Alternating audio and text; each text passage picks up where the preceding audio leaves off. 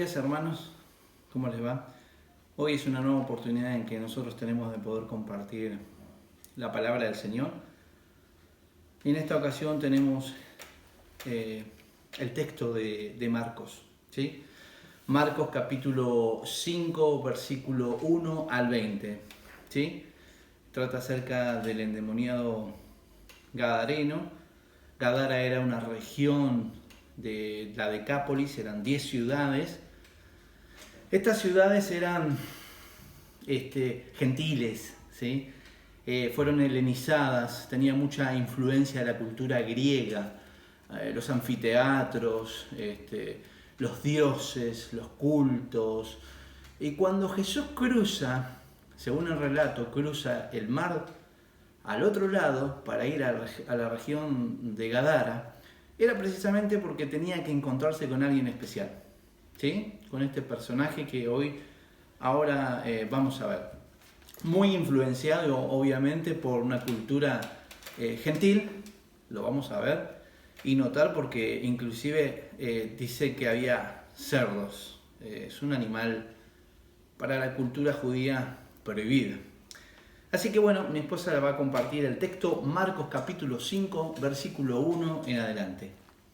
Y es del 1 al 20 y yo voy a leer en la versión del lenguaje actual. Dice, el hombre con espíritu inmundo o el hombre con muchos espíritus malos.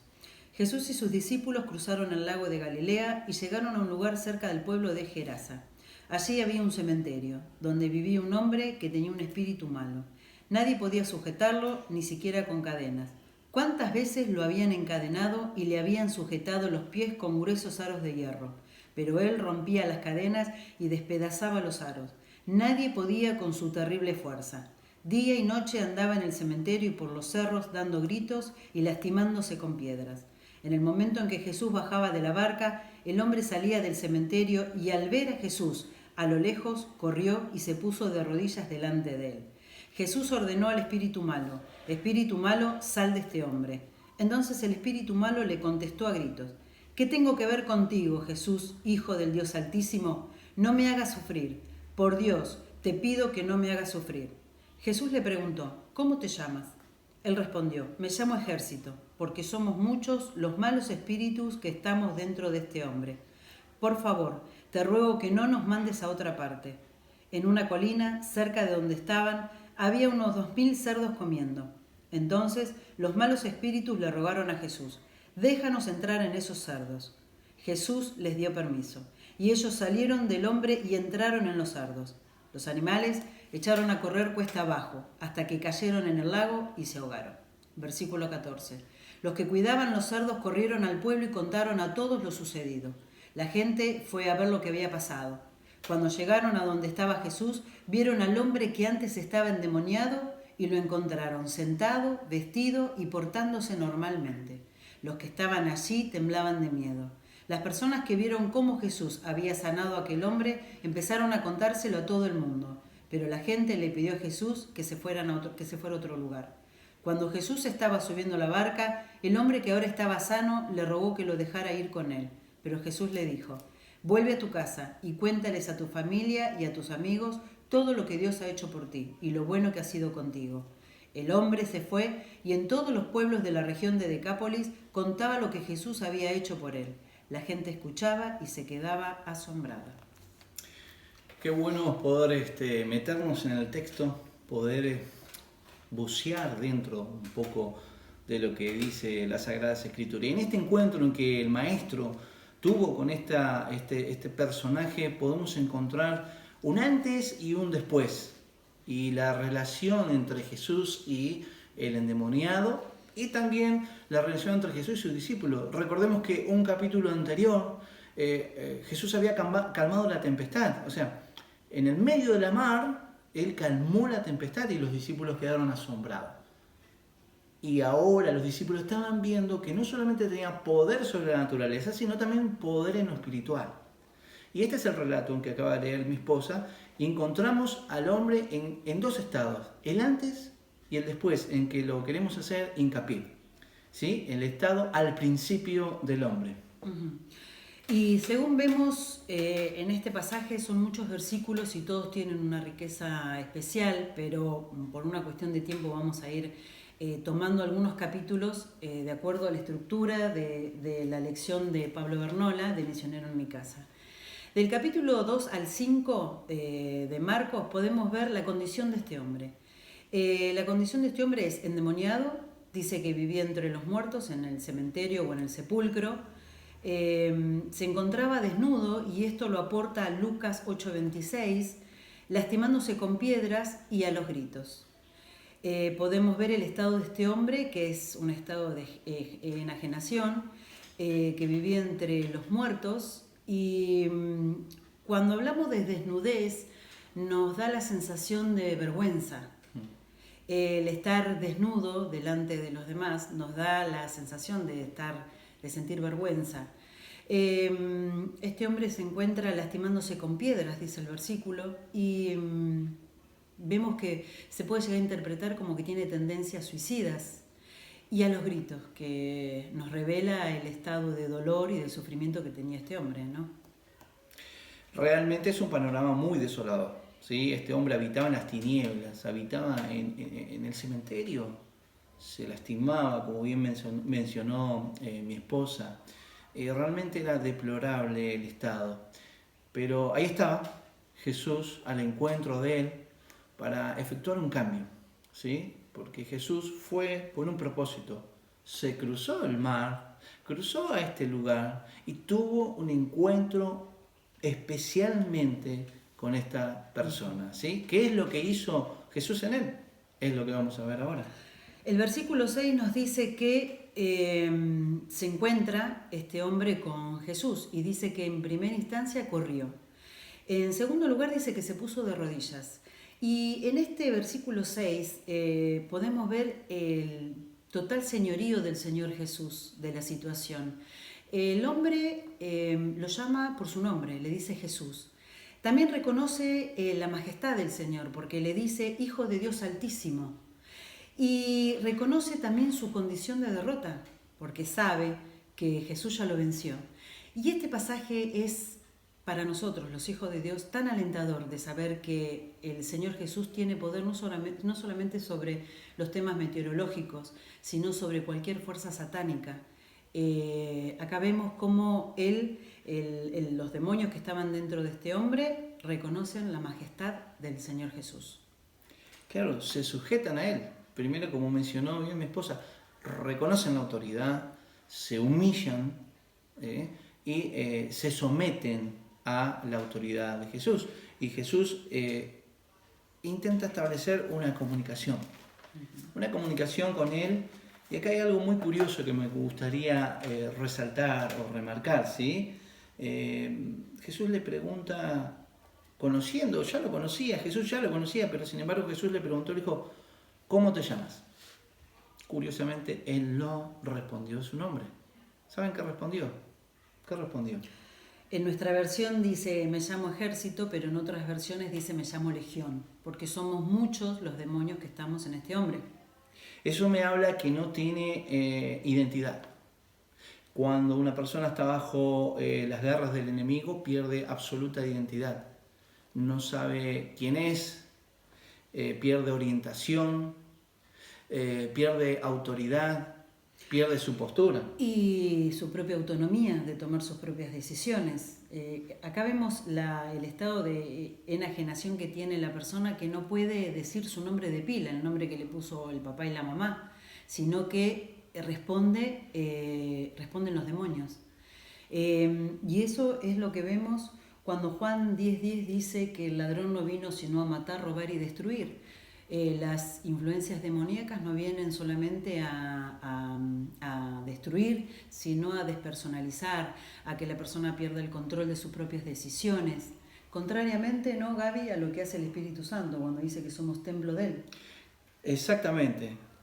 Dice que no ignoremos que somos templo del Espíritu Santo. Y acá hago un paréntesis, porque me dio justo el pie preciso. Cuando Pablo usa la palabra templo, la palabra original, para decir, o vosotros ignoráis que sois templo del Espíritu Santo, está usando la misma palabra en hebreo para describir el tabernáculo. ese lugar sagrado donde la presencia, la Shekinah de Dios habitaba. Ese lugar donde estaba dividido en lugar, el atrio exterior, el lugar santo y el lugar santísimo.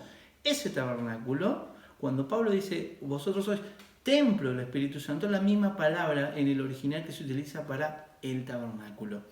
Curiosamente, Dios habita en nosotros, ¿sí? Curiosamente, nosotros somos el símbolo de ese tabernáculo. Pero la relación que tenía este hombre, la vida que llevaba, era absolutamente desalentadora. Y Jesús tuvo un propósito con él, tuvo un encuentro. ¿Sí? Y dice que mencionó que el endemoniado pidió para que los demonios vayan a los cerdos. ¿Sí? Dice que había un hato de 2000 cerdos ahí y el maestro autorizó eso, autorizó. Y fue libre este hombre. La historia continúa que los cerdos se abalanzaron en el precipicio y murieron. Pero lo importante de esto no son eso, sino que el hombre quedó libre, ¿no es cierto? Uh-huh. El hombre quedó libre. No solamente el hombre quedó libre, sino que en el versículo 12 nos demuestra que ni siquiera los demonios pueden desobedecer la voz de mando del Señor Jesús. Cuando le dice, espíritu malo, sal de este hombre. Y aún le piden permiso para ir al hato de cerdos. O sea, hasta dónde es el señorío, la potestad, la autoridad del Señor Jesús, que los demonios le piden permiso al Señor Jesús para ir al hato de cerdo. Y el Señor le da permiso. Lo que nos refleja a nosotros, sus hijos, es el total control que tiene el Señor Jesús de cualquier situación. De cualquier situación. Aún de las influencias demoníacas o de lo que el diablo quiera hacer. El Señor tiene total control de todas las situaciones.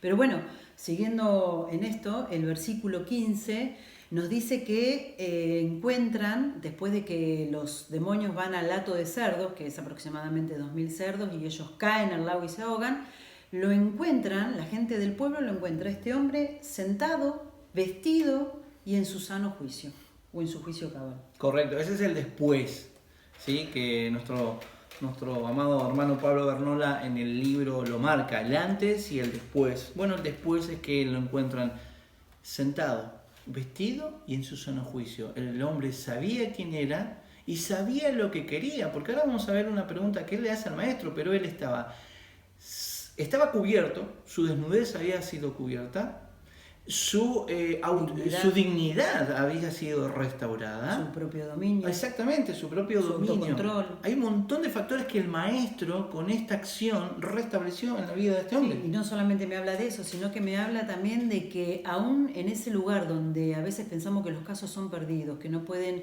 llegar ni las familias, ni los amigos, ni el gobierno, ni psiquiatras, ni psicólogos, ni asistentes sociales, el maestro va, que es lo que vos decías recién al principio, ¿no? Que el maestro tenía un propósito con este hombre. Y esto nos habla de no perder las esperanzas, que el maestro puede llegar en cualquier momento a encontrarse con ese caso perdido. La Biblia dice en todas sus versiones que le tenían tanto miedo a este hombre que ni siquiera agarraban ese camino. Exacto. Sin embargo, ahora lo ven sentado, vestido y en su sano juicio. Y el propósito que el maestro tenía era un propósito muy especial, ¿sí? Dentro de esas 4 estructuras de las preguntas que tenemos en el libro, ¿sí? La pregunta es, ¿qué le pide a Jesús? Esta persona que hasta hace un instante estaba perdida, ahora le pide algo a Jesús. Sí. ¿Qué le pide? Sí, pero antes de ir a eso, sí, quiero rescatar un versículo que es el que habla de que las personas le piden amablemente a Jesús que se retire del lugar. Y sabés que esto nos habla de la actualidad de hoy en día. Todos buscan un milagro de Jesús, todos buscan una bendición de Jesús, todos buscan el toque de Jesús, todos buscan encontrarse con Jesús, hasta que Jesús les pide, como al joven rico, algo que les duele. En este pasaje vemos algo que es increíble de creer, que Jesús, después de haber hecho semejante obra milagrosa en esta persona, y que era de conocimiento total del público, las personas se sienten ofendidas y se asustan y tienen miedo a Jesús porque Jesús le había dado permiso a los demonios que se metieran o entraran en el hato de cerdos. Y entonces se enojan con Jesús. O sea, culpándolo a Jesús de que habían perdido 2000 cerdos. ¿Por qué? La obra había sido fantástica, pero les tocó el bolsillo.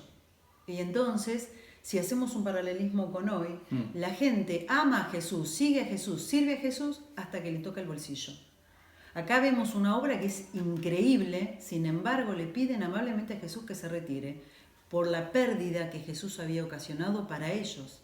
Pero Jesús no ocasionó la pérdida, la que ocasionó la pérdida fue Satanás, fueron los demonios, fue el diablo. Hoy vemos que lamentablemente con esta situación del COVID-19 que estamos viviendo todos, mucha gente sigue preguntándose ¿y por qué Dios lo permite? ¿Y por qué Dios mandó esta pandemia? ¿Y por qué Dios no hace algo? ¿Sí? Es acá donde entra la pregunta de este personaje del cual nunca supimos el nombre. ¿Sí? Le dijo, ¿puedo seguirte, maestro? ¿Puedo ir contigo? Y es muy curiosa la respuesta del maestro. Y es ahí donde está el plan maestro de Jesús. Porque él le dijo que no. ¿Qué le dijo? Vuelve a tu casa y cuéntales a tu familia y a tus amigos todo lo que Dios ha hecho por ti y lo bueno que ha sido contigo. Esta es la cuarta y última pregunta del libro que nuestro hermano Pablo Garnola nos hace. ¿Qué le respondió el maestro? Le acaba de responder eso. Y este es el principal objetivo de Jesús.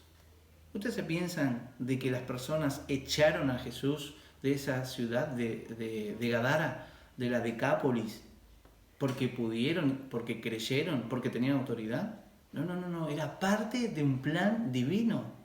Jesús cruzó el mar porque tenía un objetivo. ¿Cuál era el objetivo? Salvar, sanar a este hombre para que este hombre sea un testimonio viviente. Y es eso como tenemos que ser nosotros. Porque en nuestra vida tuvimos un antes y tuvimos un después.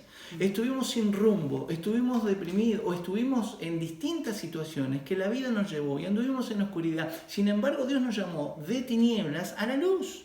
Y Él restauró nuestra vida. Y así como este hombre, nosotros tenemos que ser un testimonio viviente. Por eso la lección del libro de Pablo Garnola dice, de misionero en casa. Jesús fue echado de ese lugar, pero dejó ahí un personaje que habló maravillas del Evangelio, y el Evangelio pudo expandirse en ese lugar gracias a ese milagro, gracias a esa obra del Maestro que pudo hacer. También es verdad, y lo vemos en los versículos, que Jesús se va, y esto nos habla de que Jesús no se queda donde no es bien recibido, donde Jesús no es reconocido, donde no es adorado, donde no es buscado, donde no es amado. Jesús se retira.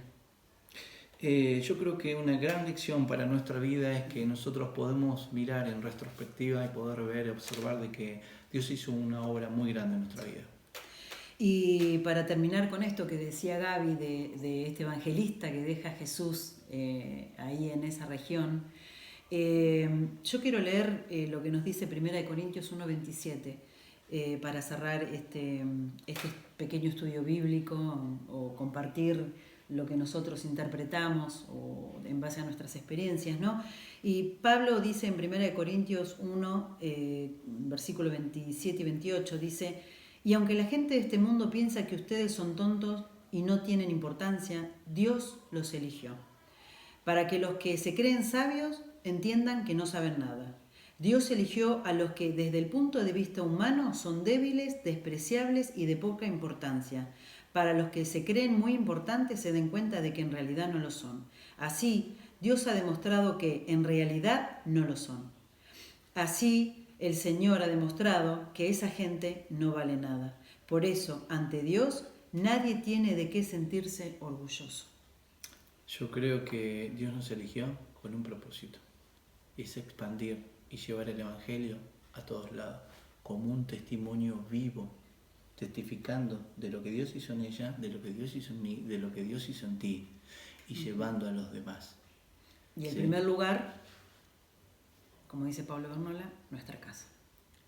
En nuestro entorno, en nuestro trabajo, en nuestro colegio, en donde podamos, es ser portadores de la palabra del Señor. Esperamos con esto que haya sido bendición para tu vida, haya sido bendición para cada uno de los que están escuchando en este momento, y que el Señor esté trabajando en nosotros con esa fuerza renovada que sigue haciendo para que cada día podamos ser un testimonio viviente. Que Dios te bendiga.